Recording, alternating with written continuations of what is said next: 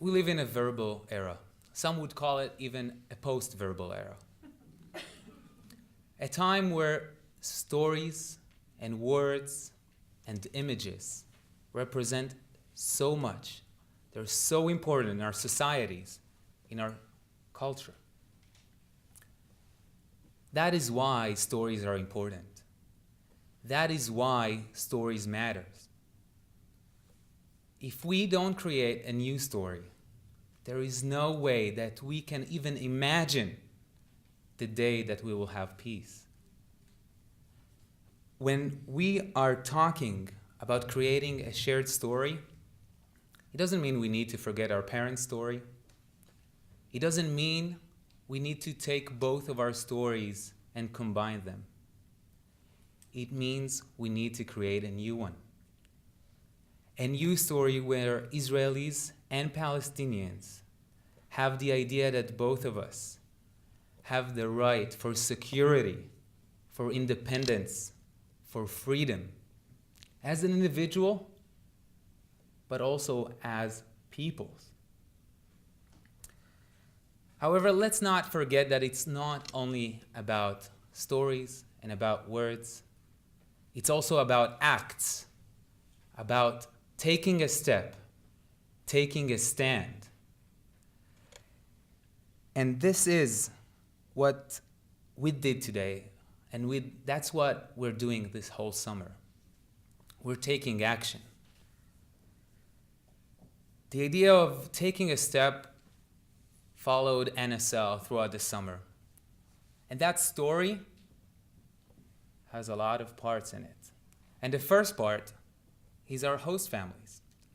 Great people, Americans, who want to take a part of our story, who took a stand. Just the idea of bringing someone into your home brings a message with it. I want to mention our host family, Nader and I, Bob and Jane, again. They opened their heart to us. They opened their house, and that means a lot.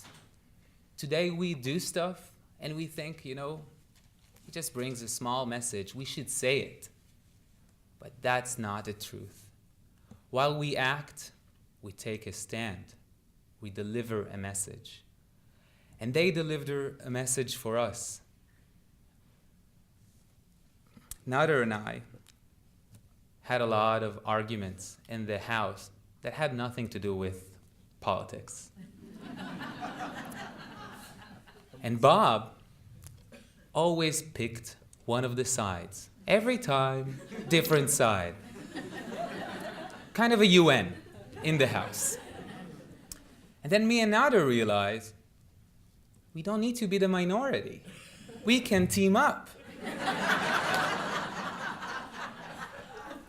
But the funny thing about it is that we understood that it's not really the UN or the Israeli and Palestinians, but the Secretary General, Jane, who really decides what's going on.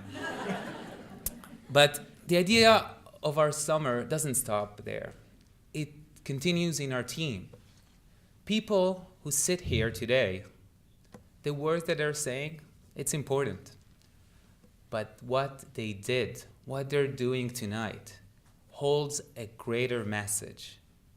The fact that we are here and we're talking to you, we're sitting next to each other, me having Nader eat breakfast with me every day, going to the metro, talking to me about his daily life, about our relationship.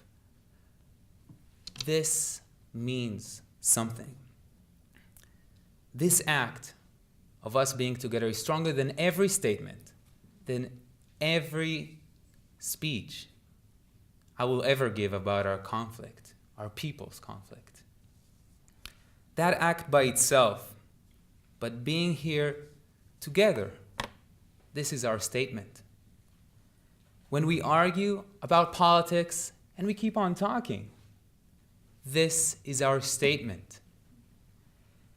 When we take care of each other while one is sick or while one needs to talk, This is our statement. When I came to NSL, I didn't have high expectations, I gotta admit. But on the first week, I found myself telling those guys a story I never told in details. 16 years ago, when I was 11 years old, I had the worst morning of my life. I remember waking up to the calls of my mother, saying, "Naor, kum, kum, kum. Wake up, wake up, wake up." I asked her, "What's going on, Mom?" And she said, "Your dad had a car accident." On the way to the hospital, I asked her, "What's going on?" And she told me my dad flipped his car 3 times and landed in a water canal 10 feet deep. When I got to the hospital, I saw my dad's leg, and it was full with metal braces right into his leg. He was breathing and he was talking. Well, I asked him, "Dad, what happened?" He told me he can hardly remember, but all he remembered that he was down in that canal, couldn't feel his legs, and couldn't find his cell phone. So I asked him, "How did you get up to the road?" He told me, "I used my hands to climb all the way up to the road, and someone found me." And I know my dad, he's not a little guy. I asked him, "How did you do it?" And he answered, "Just with my hands. I was thinking of you and your sisters and your mom, and that's how I managed to get up there." I didn't realize why I told this story, but after this summer, I think I do, because I see in this story something that we are doing this summer. Because when we're going to go away from here, we're going to be something. We're going to be someone who will have the chance to make a change. And while we're going to be there, I now have those guys' faces in my head, and they have my faces in their head.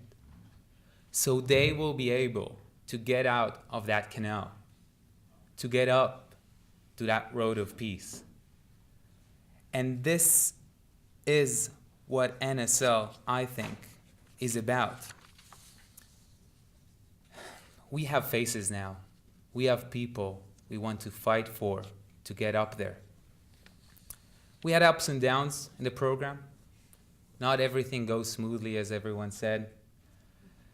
But one thing is to remember is, and not just for us, for you guys also, and for me, while you try to make a change, it can never be easy. We always work from the framework we know, the same framework we want to change. Every time you take a step forward or you try, there will always be that last leg staying back. This is what we're doing here. We're trying to take that step forward, but we still have the last leg staying back. I'm committed to change the way Israelis are looking or seeing Palestinians. I will pass on this story. And I hope my Palestinian friends, when they go back home, they will pass on our story, the way they see us. 4 months ago, President Barack Obama challenged us young Israelis in a speech he gave in Jerusalem. He said, "Peace begins not just in the plans of leaders, but in the heart of people. You must create the change you want to see. Ordinary people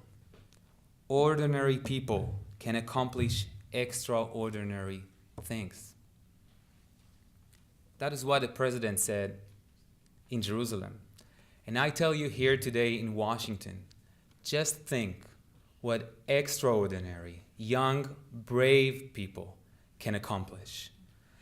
This summer we have started to write our new story. Now it's time for us. Now it's time for us to act. Now it's time for us to lead. Thank you very much.